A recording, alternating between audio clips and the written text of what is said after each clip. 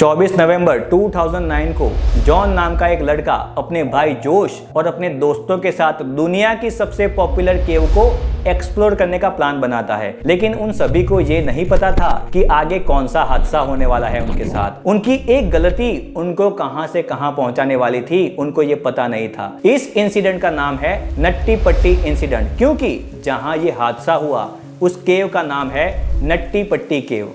ये केव अपने slippery slope, twist and turns और नैरो सरफेस की वजह से काफी फेमस है। इस केव में बहुत सारे लोग एडवेंचर करने आते थे और फिर वापस भी आराम से निकल जाते थे। वैसे ही जॉन और उसके भाई ने नट्टी पट्टी केव को एक्सप्लोर करने का प्लान बनाया, जो यूएसए के उता में है। नट्टी पट्टी केव एक टूरिस्ट प्लेस भी है जहां अक्सर टूरिस्ट घूमने आया जाया करते थे। जॉन अपनी बेटी और प्रेग्नेंट वाइफ को अलविदा कहकर इस एडवेंचर पर निकल जाता है। जॉन के साथ पूरे 9 लोग थे, लेकिन इसमें से कोई भी कभी भी इस केव में पहले नहीं आया था। इन्होंने इस केव के बारे में बस इंटरनेट पर ही पढ़ा था। चलिए पहले इस केव को समझते हैं। इस केव के अंदर बस एक ही रास्ता है जिससे अंदर जाया जा सकता है और बाहर आया जा सकता है। इस केव में तब तक चलते रहना होता है जब तक आगे रास्ता बंद ना हो जाए। ये केव देखने में काफी सुंदर है। इस केव के कुछ एरिया है जिसमें घूमने में बहुत ज्यादा एडवेंचर मिलता है लोगों को, जैसे कि द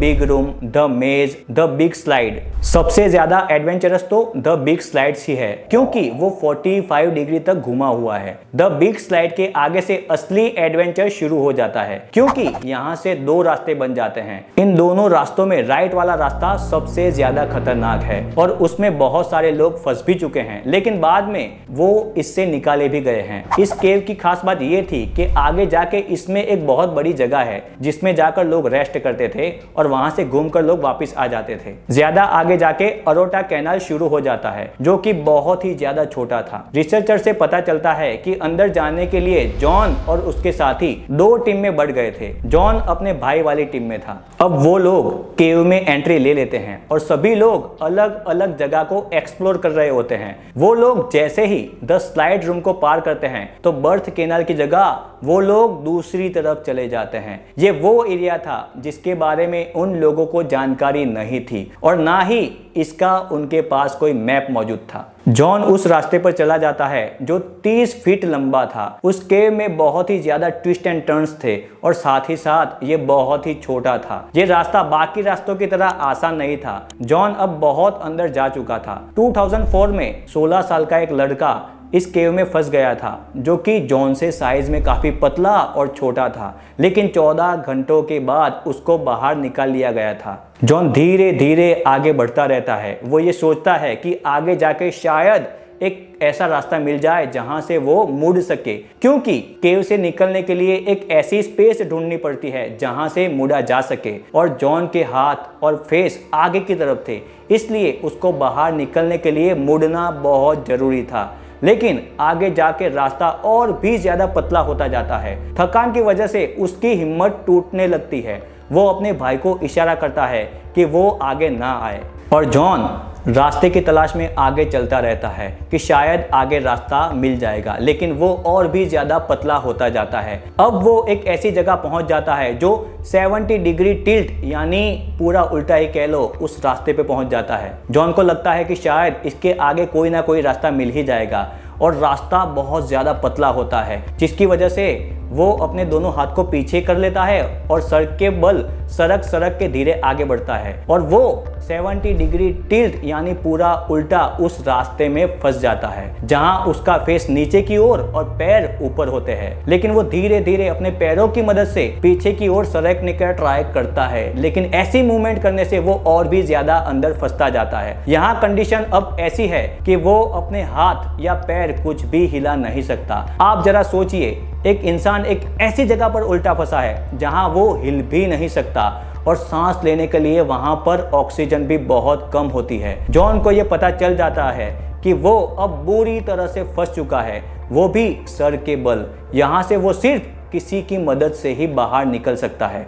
जॉन ने अपने भाई को पहले से ही इशारा कर दिया था, इसलिए जोश अपने पैरों को आगे कर सर को पीछे लेकर आगे बढ़ता है ताकि वो भी उल्टा ना फंस जाए और आराम से रिटर्न बाहर निकल सके। वो धीरे धीरे आगे बढ़ता है और आगे जाके देखता है कि जॉन दो चट्टानों के बीच बुरी तरह से फंस चुका है। उसका भाई उसे बाहर निकालने की बहुत कोशिश करता है, लेकिन उसे कोई कामयाबी नहीं मिलती।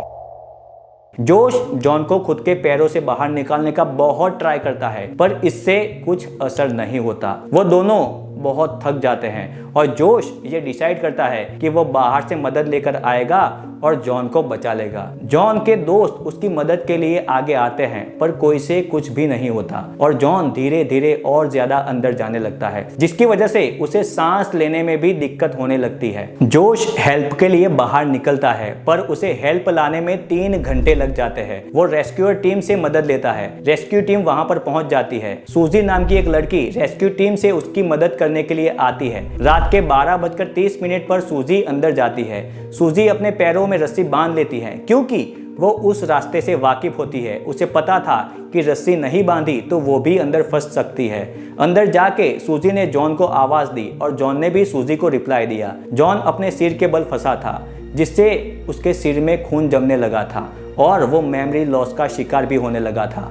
यहाँ पर सूजी अपनी अलग अलग टेक्निक का यूज करके जॉन को निकालने की बहुत कोशिश करती है, लेकिन वो हर बार नाकामयाब हो जाती है। इसलिए अब वो एडवांस टेक्निक का इस्तेमाल करती है, जिसका नाम है पुली सिस्टम। इसमें अलग अलग जगह पुली लगाई जाती है और रस्सी की मदद से खींचा जाता है, जिससे इजीली किसी को भी खींचा जा सके। पुली सिस्टम का इस्तेमाल 2004 में क्लर्क नाम के एक लड़के को बचाने के लिए किया गया था, पर आपको पहले ही बताया था कि वो लड़का जॉन के मुकाबले बहुत पतला था। अब जॉन को बचाने के लिए 20 लोगों की टीम आ जाती है, लेकिन उन लोगों को बहुत सारी मुश्किलों का सामना करना पड़ता है, क्योंकि जॉन बहुत ही ज्यादा अंदर होता है और उन लोगों को जॉन तक पहुंचने में 1 घंटे का टाइम लग जाता है। सभी टीम मेंबर्स अपनी पूरी कोशिश करते हैं और अंदर जाते हैं और जॉन से कहते हैं कि वो शांत रहे। इस काम को चलते चलते पूरी रात हो जाती है, जिसके कारण जॉन की तबीयत और भी खराब होने लगती है। जॉन के साथ साथ रेस्क्यूअर्स की तबीयत भी बहुत खराब होने लगती है और वो लोग भी गुफा से बाहर निकल जाते हैं और कई लोग तो गुफा में फंस जाते हैं। लेकिन सभी रेस्क्यूअर्स एक दूसरे से रस्सी से बंधे हुए होते हैं, इसलिए उनके लिए बाहर निकलना इजी था। रेस्क्यूअर्स में से एक रेस्क्यूअर एक टेलीफोन वायर अंदर लेकर जाता है ताकि जॉन अपनी बीवी से बात कर सके और उसे कुछ हौसला मिल सके। उनकी बीवी उनको हौसला देती है। 4 बजे पुलिस सिस्टम बनकर तैयार हो जाता है। 8 रेस्क्यूअर्स वहां पर मौजूद थे। उनमें से एक रेस्क्यूअर जॉन के पैर में रस्सी बांध के उसको बाहर खींचता है, लेकिन पैरों में दर्द होने की वजह से जॉन बहुत तेजी से चिल्लाता है, लेकिन रेस्क्यूअर्स धीरे धीरे उसे बाहर निकालते हैं। तभी जॉन के पैर सीलिंग से टकराने लगते हैं, क्योंकि वो सीधी लाइन से 70 डिग्री नीचे था,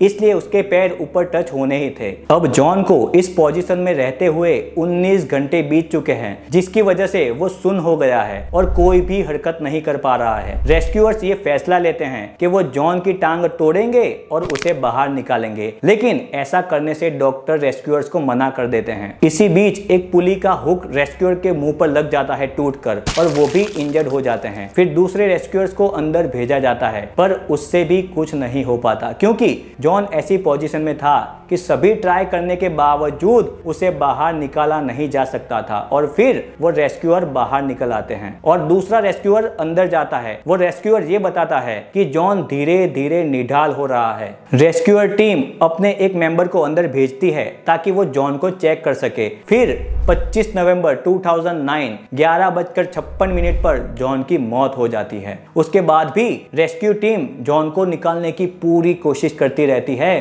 पर उसमें उनको कामयाबी नहीं मिलती। जॉन ने उस गुफा में 70 डिग्री उल्टे लटकते हुए 27 घंटों से ज्यादा सरवाइव किया। जॉन की बॉडी को वहीं पर छोड़ दिया गया और वहीं पर उसकी कब्र बना दी गई। अब उस केव को पूरी तरह से बंद कर दिया गया है और वहीं पर जॉन की एक तस्वीर भी लगा दी गई है। जॉन ज्यादा आगे बढ़ने के बजाय वहीं पर रुक गया होता और अपने भाई को कहता कि बाहर से मदद लेकर आओ, तो शायद उसे बचाया जा सकता था, पर उसने ऐसा नहीं किया। वो आगे बढ़ता रहा और ज्यादा फंसता गया। वीडियो अच्छा लगा हो तो वीडियो को लाइक करना, चैनल को सब्सक्राइब करना। Thank you.